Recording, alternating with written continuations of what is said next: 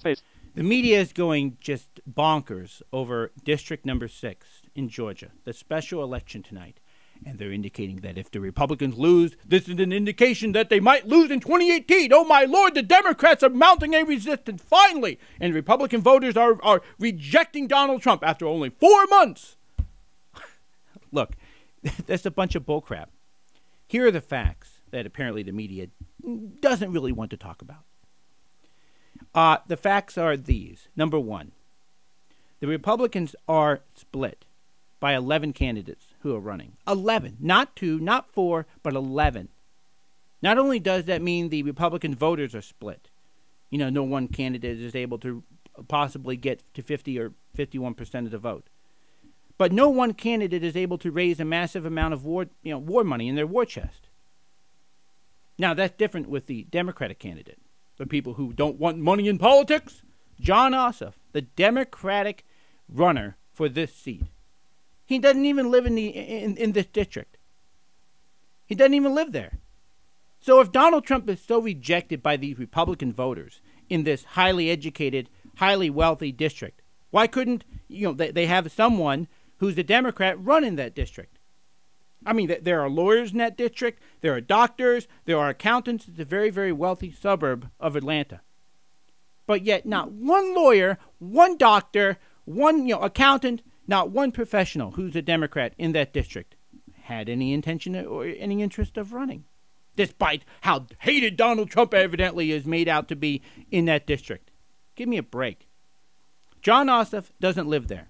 Jon Ossoff isn't collecting donations from there. Only 1 out of every 20 of his donors are even residents of Georgia. Do you know that? Only 1 out of every 20 of his donors live in Georgia. An even lower amount live in that district. There's only a handful of donors who live in that district who are funding his campaign. So here's a guy, an outsider, trying to run for a seat, but to represent people he doesn't live with, funded by people who aren't even Georgians. They don't even live in Georgia. It's amazing. It's amazing. And here's another fact. Donald Trump only won this district by 1 point. In 2016, only by 1 point. So here you have the Republicans divided. They aren't funded. The Democrats have one primary candidate who's massively funded. He has massive media attention, and Donald Trump only won the district by 1 point. Only 1 point in 2016.